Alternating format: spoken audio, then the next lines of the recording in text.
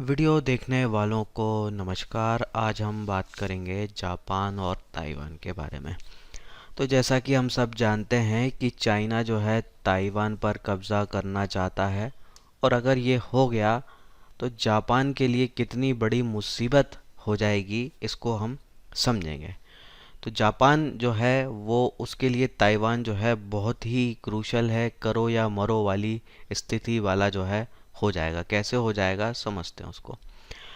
तो पहले आप जो है मैप को देखिए। ज्योग्राफी को समझना बहुत ज़रूरी है। ज्योग्राफी के हिसाब से ही जो है वो पॉलिटिक्स जो है वो शेप लेती है, जियो पॉलिटिक्स शेप लेती है। तो यहाँ पे देखें अगर हम, तो ये इतना बड़ा देश है चाइना, और इतना छोटा सा एक आइलैंड है ताइवान। इधर जो बीच का रास्ता है, जो वाटर बॉडी है, इसको बोलते हैं ताइवान स्ट्रेट। अब ये बड़ी कीमती चीज़ है जापान के लिए, क्योंकि जापान का पूरा ट्रेड जो है इसी रास्ते से होता है।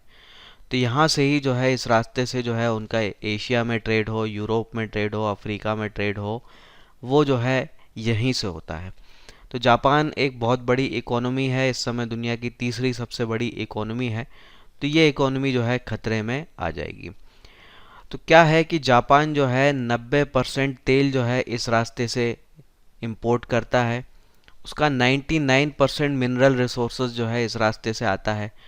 तो जापान जो है वैसे तो एक इकोनॉमिकली बहुत समृद्ध देश है, पर अगर हम मिनरल रिसोर्सेज की बात करें और संसाधनों की बात करें तो जापान जो है बहुत पीछे है। यहाँ पे जो है वो पाए नहीं जाते, तो बहुत सारी चीज़ें जो है उसको इम्पोर्ट करनी पड़ती हैं।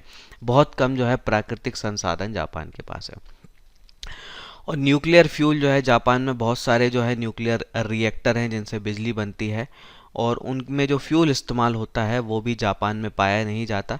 वो भी जो है पूरी तरह से इंपोर्ट करता है, और इसी रास्ते से जो है वो इंपोर्ट होता है।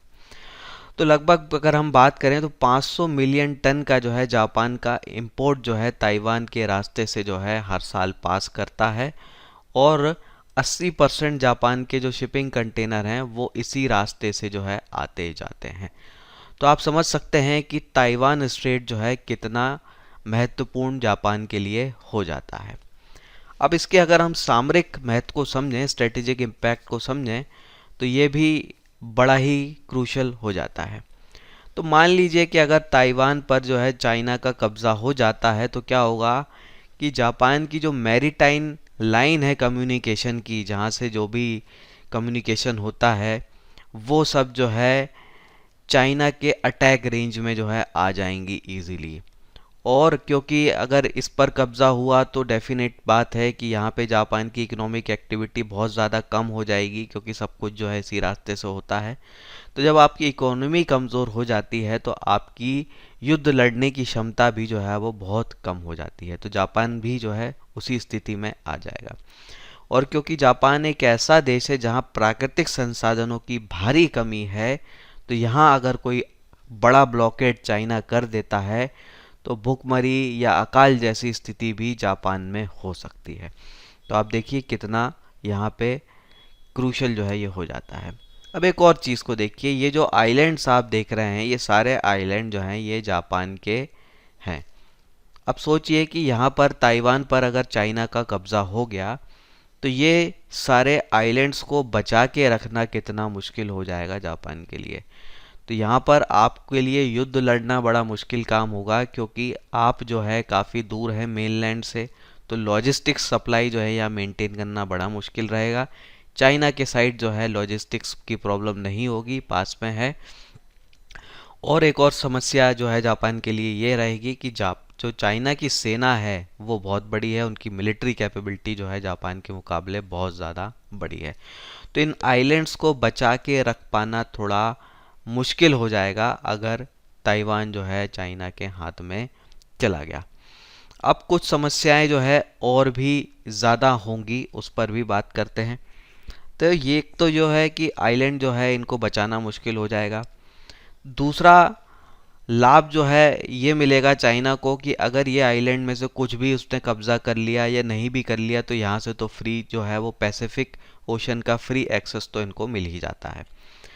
तो यहाँ पे क्या होगा कि चाइनीज़ न्यूक्लियर सबमरीन जो है अब पैसिफिक ओशन में फ्रीली घूम पाएंगी, जो कि पहले नहीं होता है। और एक और इंटरेस्टिंग बात यह है कि इधर का जो ओशन है वो डीप वाटर है, और इस तरफ के जो आप एरियाज देख रहे हैं ये क्या हैं, ये शैलो वाटर हैं। तो जहाँ पानी गहरा होता है, डीप होता है, वहाँ पर आप सबमरीन्स को ज़्यादा फ्रीली घुमा सकते हैं क्योंकि उनको डिटेक्ट करना मुश्किल रहेगा। और जहाँ पानी ज़्यादा गहरा नहीं है वहाँ सबमरीन्स को डिटेक्ट करना जो है वो आसान हो जाता है। तो ये चीज़ जो है खतरा अमेरिका के लिए भी हो जाएगी कि अगर चाइना की न्यूक्लियर सबमरीन्स जो है फ्रीली पैसिफिक ओशंस में घूमने लगी, जहाँ डीप वाटर है उसके इस साइड जो है अमेरिका आ जाता है, तो बहुत खतरे में जो है अमेरिका की सिक्योरिटी भी आ जाती है। तो ये जो है जापान के साथ साथ जो है अमेरिका के लिए भी चिंता वाली बात हो जाएगी। तो इन सारे कारणों के कारण जो है जापान के लिए ताइवान बहुत महत्वपूर्ण हो जाता है, और आप ऐसा समझ लीजिए कि अगर ताइवान गया तो जापान के लिए खुद को बचाना बड़ा मुश्किल हो जाएगा। तो इसी के साथ जो है मैं आज की अपनी बात ख़त्म करता हूँ। कमेंट्स में आप अपने विचार रखिए, फिर मिलेंगे। जय हिंद।